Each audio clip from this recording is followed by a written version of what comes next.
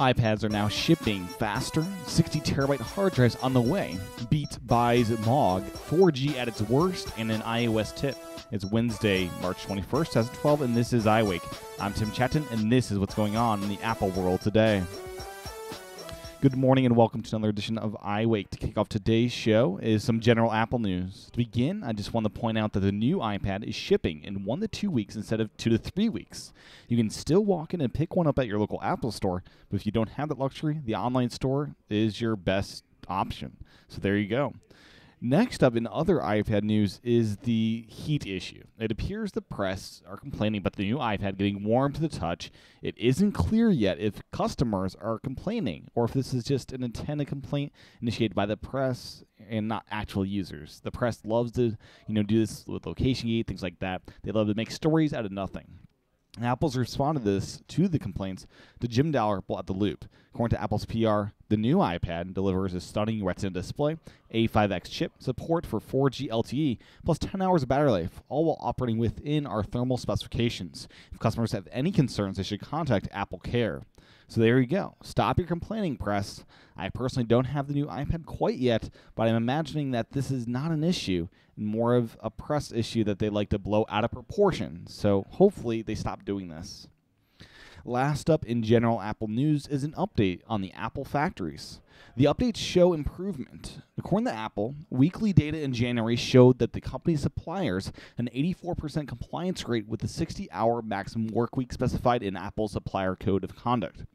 In February, that compliance rate improved to 89%. That's up from 84% across 500,000 workers. And the average employee worked a 48-hour week. Most recently, after Apple joined the FLA, they needed to do a monthly report, and this is the first of those reports. Apple's PR follows up by saying, "That's a substantial improvement over previous results, but we can do better. We will continue to share our progress, reporting this on a monthly basis." Reducing excessive overtime at Apple suppliers is a top priority in 2012.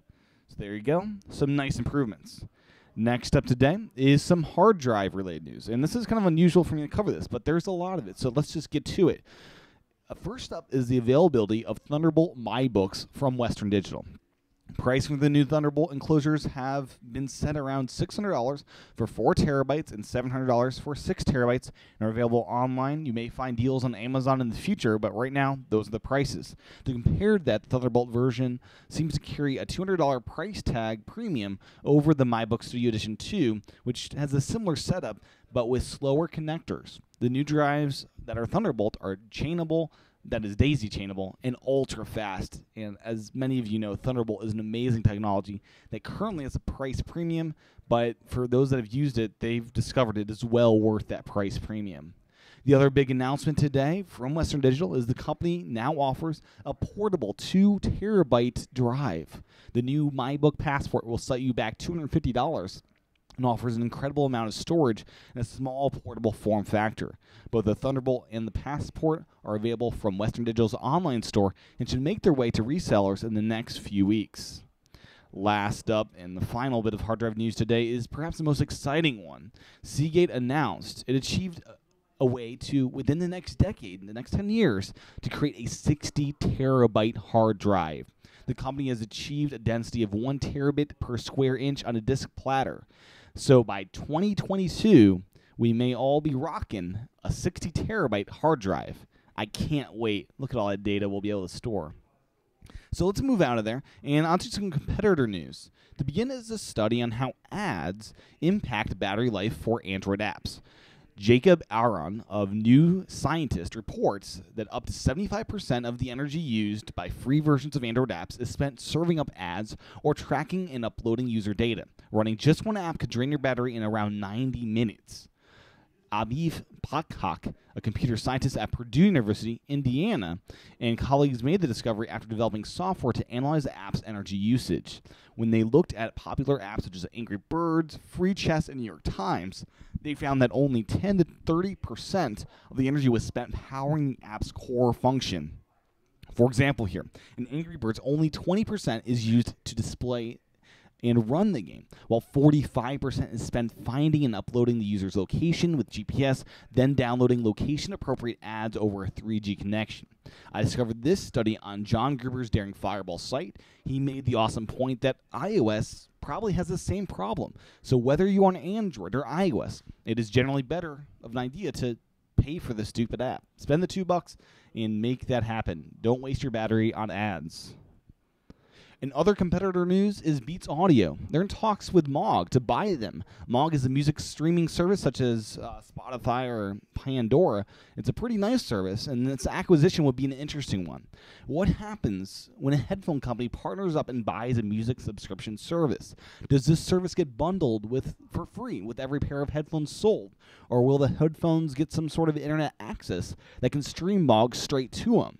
I'm not sure what will happen, but it's cool to speculate, and it should be pretty cool to see what happens here. Now on to some app news. To begin is Halfbrick Studios. Creators of Fruit Ninja, they have acquired Spain's On Games, developers of Mandrill technology for porting games across platforms from a single C++ codebase. The buy will let Halfbrick officially deliver its games to iOS, Android, and Facebook, while making other studios pay the same to do it. So they will become the place to go to if you want cross-platform gaming. The buy seems like a good one that should expand its outreach to nearly every platform out there. I'm hopeful that their iOS efforts continue to be their focus. Otherwise, I'd imagine quality could go down. Either way, an interesting purchase, to be sure.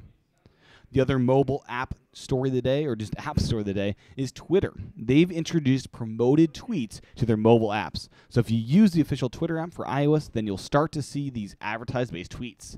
I'd imagine the Mac app will do the same, just as the iOS is doing it now. This will be one more reason to use third-party apps such as Tweetbot instead of the standard one that Twitter gives you for free.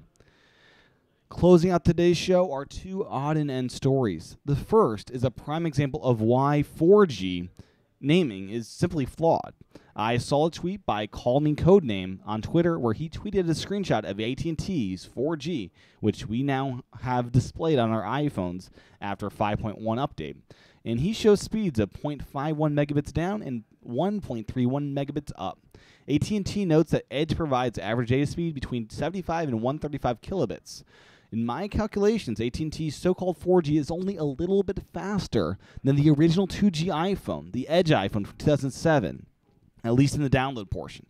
The 0.5 is faster, but really it's not that much faster than Edge, which is a big problem. The problem here is really with 4G branding consistency.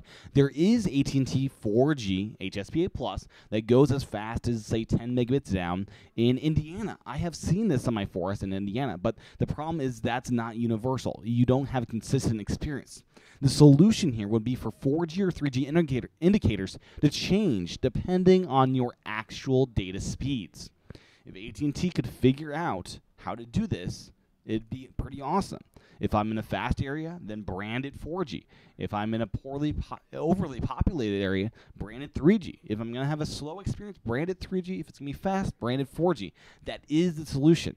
I'm okay with the 4G branding as long as I'm getting fast speeds. 0.5 is not fast. Don't show me 4G if I'm not getting fast speeds. And fast is relative, but really, 0.5, that is not fast by no one's standards. I'm sorry. Sorry for that rant. So I just wanted to get that out there. But the solution I propose, I think it's a good one, and I hope Apple or AT&T is listening because I think this would be a great move. You can have your 4G and let us eat our cake too by still showing 3G when we're actually in a 3G zone. Closing out the show today is an iOS tip. The tip is courtesy of the Cult of Mac.